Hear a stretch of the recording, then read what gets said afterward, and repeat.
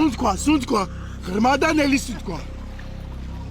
1-20 წამი საკუთარ თავებთან დარჩით რა. 20 წამი.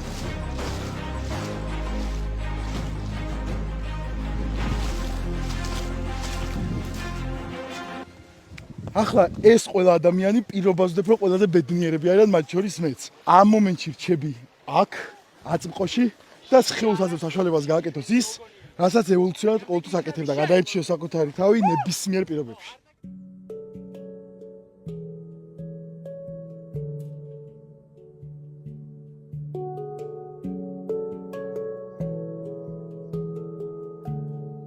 მე ვარ გიორგი ლაზარიაშვილი, 28 წლის.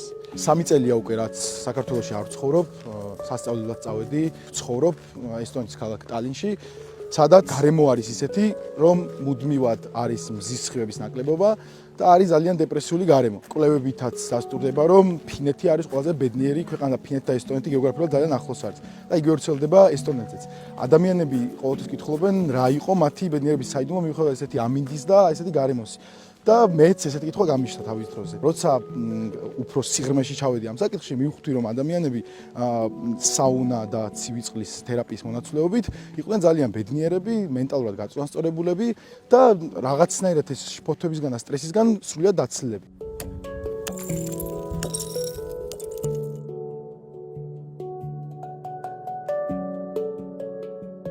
რომ ეს შეიძლება აქტივობა ყოფილიყო ისეთი, რომელიც ჩემს ცხოვრებაში რაღაც სიახლეს შემოიტანდა. 2 დღის წინ საქართველოს ჩამოვედი და გადავწყვიტე, რომ იმ ადამიანებთან ერთად, რომელთათვის ეს უბრალოდ რაღაც გართობა და ჰობი აღარ იყო და ცხოვრების წესად იქცა, დამეორგანიზებინა შეხვედრა, სადაც ერთად ჩავიდოდით და ჩემთვის რა თქმა უნდა დიდი პასუხისმგებლობაა, იმიტომ რომ მიუხედავად იმისა, რომ იქ ვარ ცივი წყლის თერაპიის ინსტრუქტორი, ჩემთვის მაინც რაღაცა ხელვას მაინც იწევს, იმიტომ რომ საქართველოში ეს ჩვენი კულტურის ნაწილი არასდროს არ ყოფილა.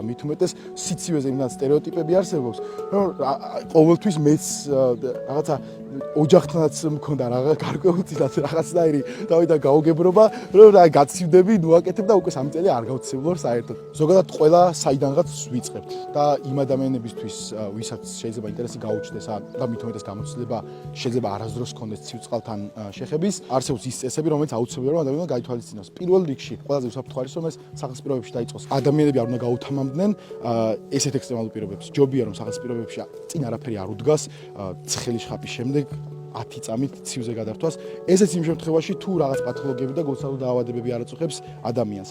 მხოლოდ მაგ შემთხვევაში. და მე სულ ვამბობ, რომ მე ექიმი არ ვარ. ეს არის რაღაცა თერაპია, რომელსაც მე ავყევი და ეს ჩემი ცხოვრების ნაწილი გახდა.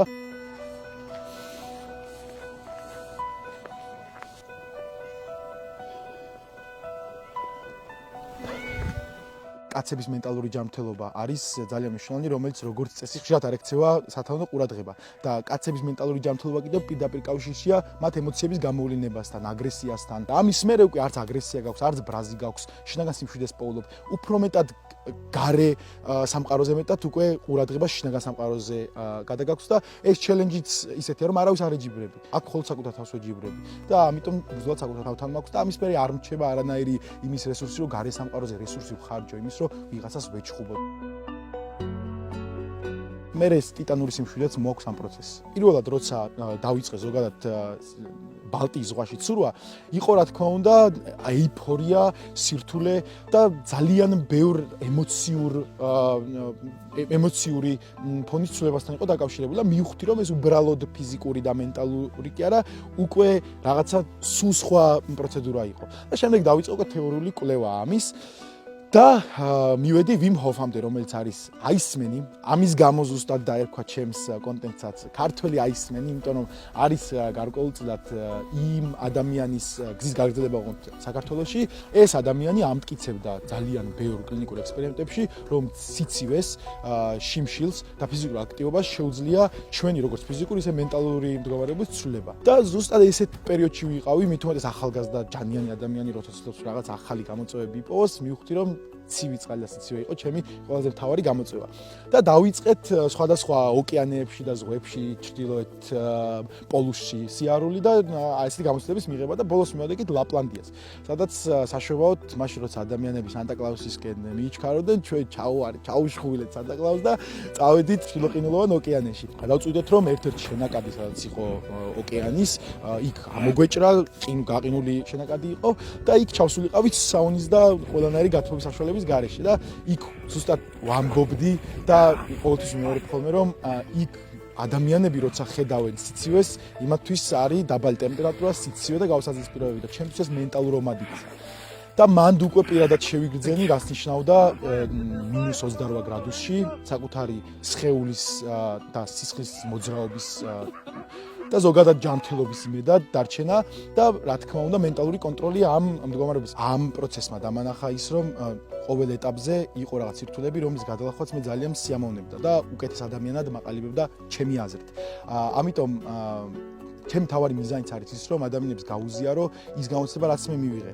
მე ვფიქრობ რომ თუ მე რაღაც სირთულე საკმარისი არ მაქვს გადალახული, ყოველთვის ვისახავ ახალ სირთულეს და იმას ვლახავ ხოლმე, იმიტომ რომ ეს პროცესი არის ის რაც მე მაძლიერებს. ამ ყველაფერმა მაჩვენა ის რომ ვიღაც ადამიანები რეალურად ამყვნენ და მიხარია რომ ბევრი ადამიანი გამოჩნდა და მათი რაოდენობა იზრდება, ვინც ამ ყველაფერთან არის დაინტერესებული. ამიტომ ჩემი თავარი მიზანიც ეს არის რომ ამ აქტივობებში უფრო მეტი ადამიანი შემოვიერთო და მათი ცხოვრებაც უკეთესობისკენ შევცვალო და ამ პროცესში მეც ბევრი რამ ვისწავლო მათგან.